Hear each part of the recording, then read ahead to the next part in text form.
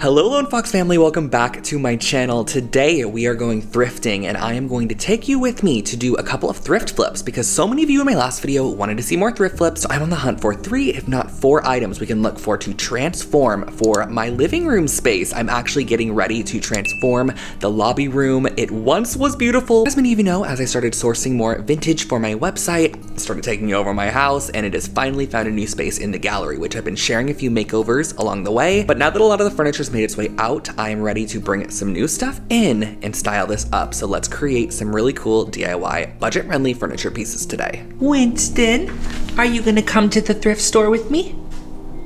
You don't know? Really? Arrived to my favorite place to find items, the Society of St. Vincent de Paul. This is a really great, humongous thrift store. Like, look how big this is, you guys. It even says LA's largest thrift. Ooh, why is that kind of cute? The leather top, I always find these so interesting. And they have a lot of lamps. This is where all the other home stuff is. And then everything over here is kind of clothes. Oh, big circle of friends. Oh, we need that. How much is that? $49. I guess it's not that bad, but like, I thought it would be like cheaper. This is cute. It looks kind of Art Deco.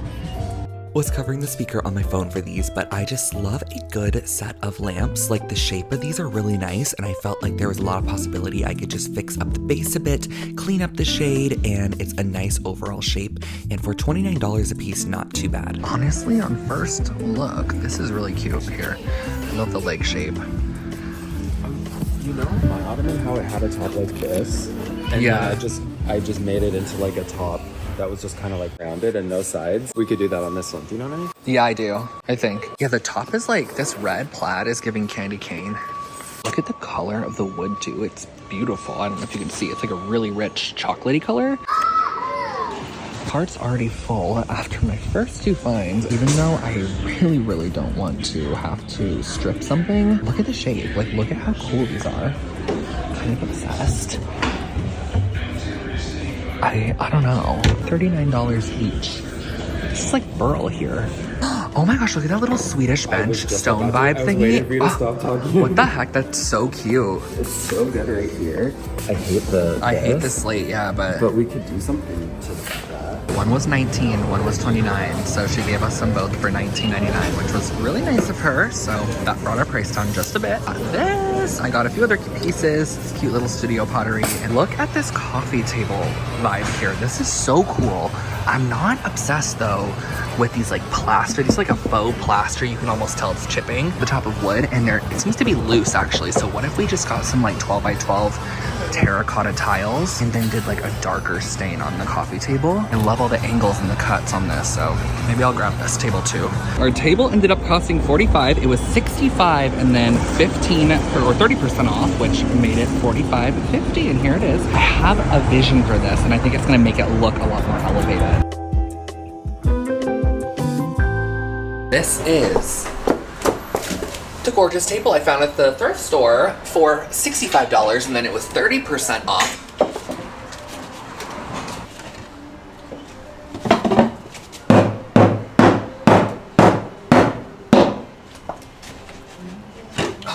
Light wood on this really is not too bad, but it is kind of pinky toned, and I do think with the new inserts I put in here, like even the light wood wouldn't look that great with terracotta. Hoping I can just gel stain this and it won't be too bad. Gonna use this gel stain in the color coffee. We did a little tester on the inside and it looked okay, so.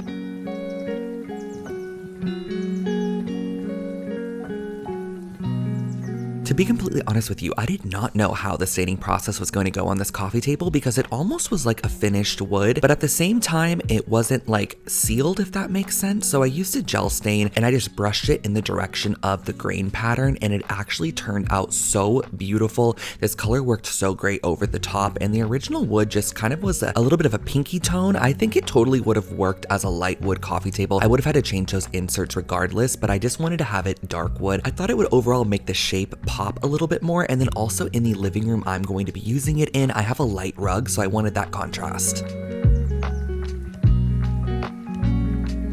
You're gonna wanna let that gel stain really cure down for about 48 hours, so let's get to work on the lamps. These ended up only being $19.99 each, which I think is a pretty good deal. Honestly, they look like they're just like Target lamps or something. I don't know, but it's a good little base to work with, and I think we are gonna make these just a lot more interesting. This is not really the vibe I'm going for. And so the first thing I actually wanna do with both of these lamps, they also have the shades over here as well, but I took them off for the time being. I'm going to go ahead and give them a coat of this product. It's Ben's Zinsser Primer. It's like a universal bonding primer, so this kind of has like a shiny top coat. I wanna spray them down so they're a little bit more matte. When we move on to our next step, everything's going to stick, and these are gonna last for a long time.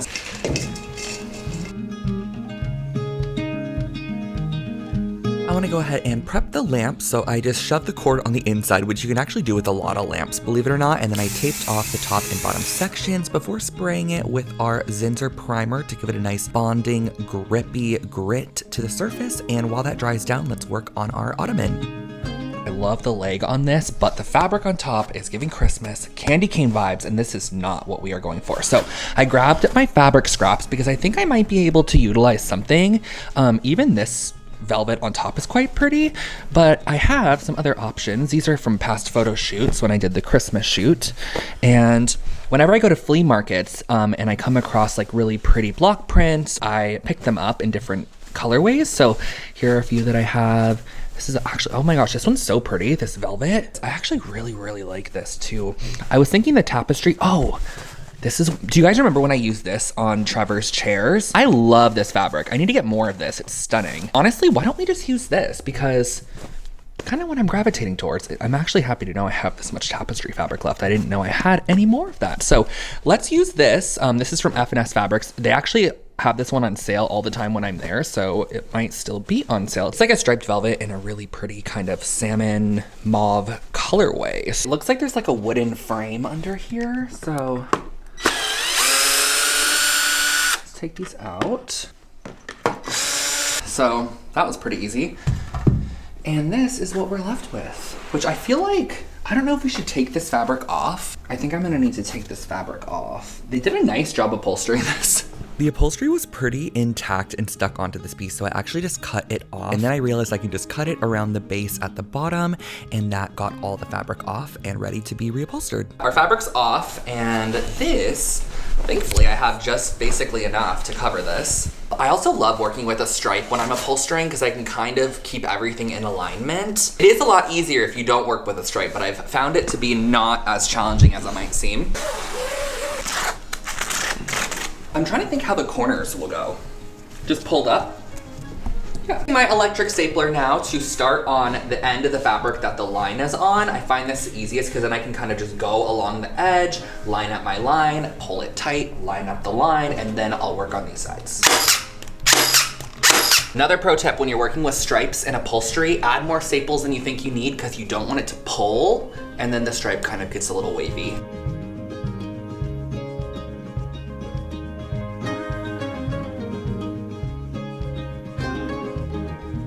Here is half of it upholstered.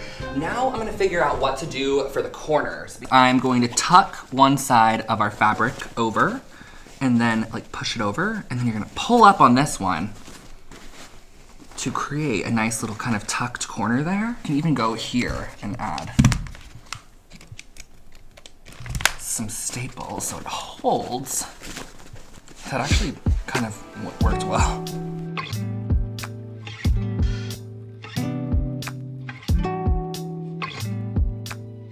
Look at how nice these little corners look. Beautiful, I love that. But let's cut off our extra fabric and we can reattach the legs.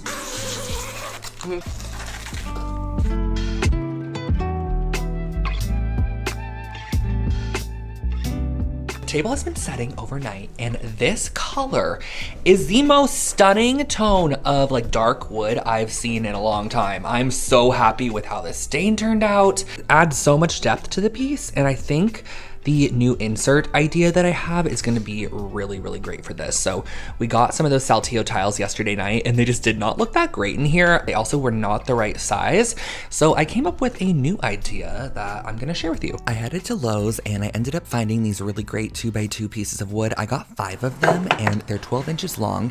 And basically what I'm gonna be doing is I'm gonna clip one of them into my miter saw with a clamp. And it's basically just going to be like a little rig that I'm able to then cut these these little tiny slices of wood, which we're gonna use these end grain, I call them little tile slices, if you will. And because I clamped that one piece of wood in on the right side, it allows me to just butt my piece of wood up to it every single time and get a consistent cut every single time. So I'm gonna be cutting a ton of these, actually utilizing all 5 pieces to create a ton of wooden tiles.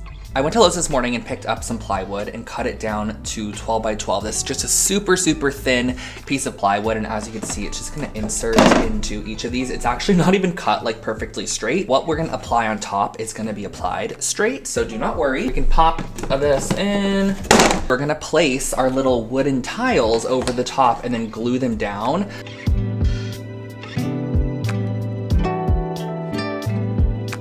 Found these in my stash are like little balsa wood pieces, and they're probably like 1/8 of an inch thick. They're really, really thin, but I'm gonna use them to go around the edge because it allows all of our tiles to fit perfectly. They actually seem to be a little bit smaller than 2 by 2, so it kind of created a gap.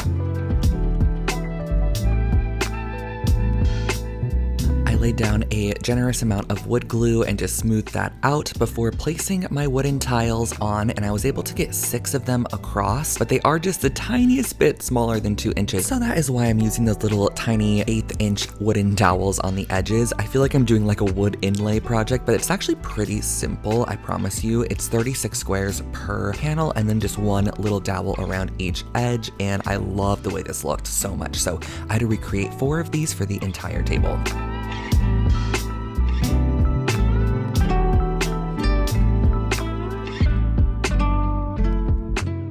After everything adhered for a bit, I popped the panel out and I made sure that our little 1/8 inch dowels on the edge were applied as well with a little extra glue, and then we can move on to our plaster lamps while that dries.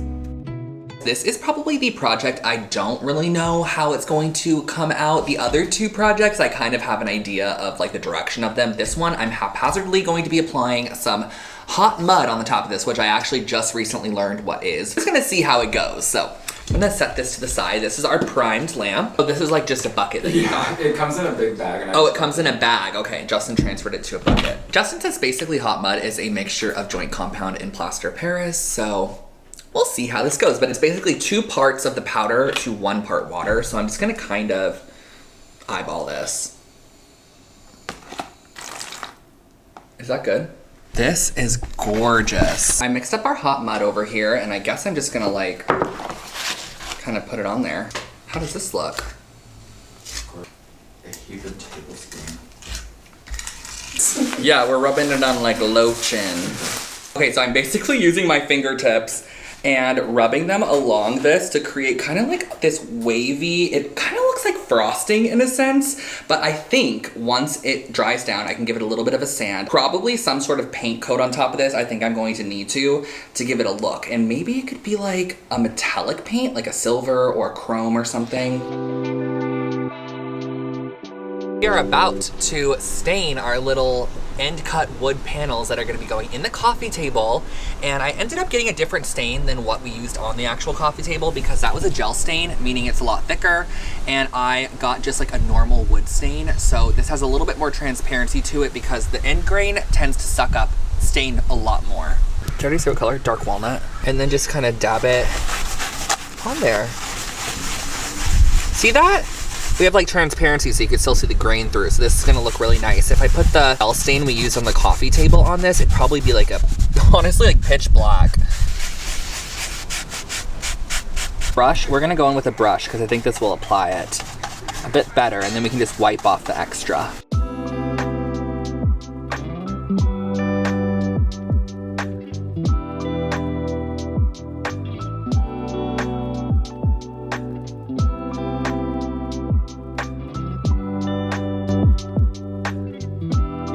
I let the panels dry outside for a few hours before bringing them back in and gluing them back into the coffee table. And the wood color match on this was actually so good. Like, I was surprised using 2 different stains. I was able to get a pretty good match. And I just love the way that the end grain sections look. And then the little 1/8 inch dowels on the end, they really do finish off like each panel. And I'm going to be staining those dark, do not worry. But I just wanted to get all of the panels in first and get all the little dowels in place to ensure that everything was fitting right and properly be done and let that kind of dry down a bit before going in with finishing touch of stain just to cover up any little area. And this is how the top of the coffee table was looking. If you know me, you know this is right up my alley. I am obsessed with the way this coffee table turned out, but before I reveal it, let's finish up the stool and ottoman. And let's go ahead and screw the base back on, and then I also want to just clean up the base a little bit.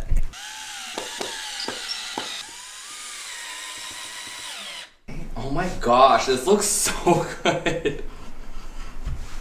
Look how cute. Corners are really cute too. They add like a little bit of like a tailored feel to the bench.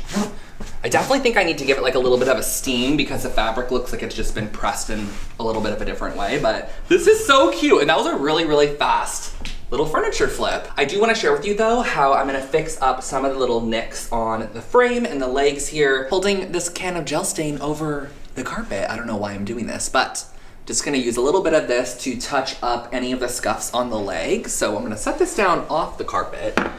And, oh, by the way, it's in the color coffee. It's a gel stain in the color coffee. I'll link it below for you. I'm just gonna take a little tiny paintbrush and just dab some of that stain on there. Go on the leg like this, and I'm just gonna paint right over the top.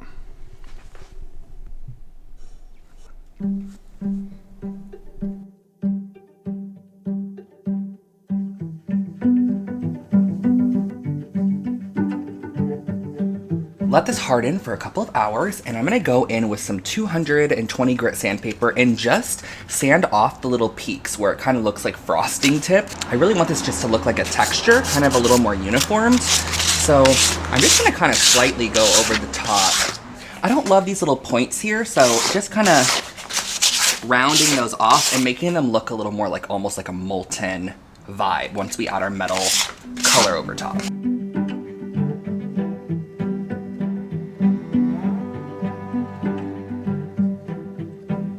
One of my biggest tips when you're trying to get a metal look, a dark metal look, is to go in with black as your base coat because metallic colors show up on black so much better than white. So I go in with a black satin paint and primer in one, and I just give this a nice good dousing on both of the lamps. This is how it was looking. Then I'm going in with my copper forged burnished amber spray paint. I'll link this for you guys below. My favorite color of spray paint ever. I just think it's such a beautiful color, and when it dries down, it really leaves like a hammered metal finish in the end. But we are going to be adding one more step to this to really amplify the texture.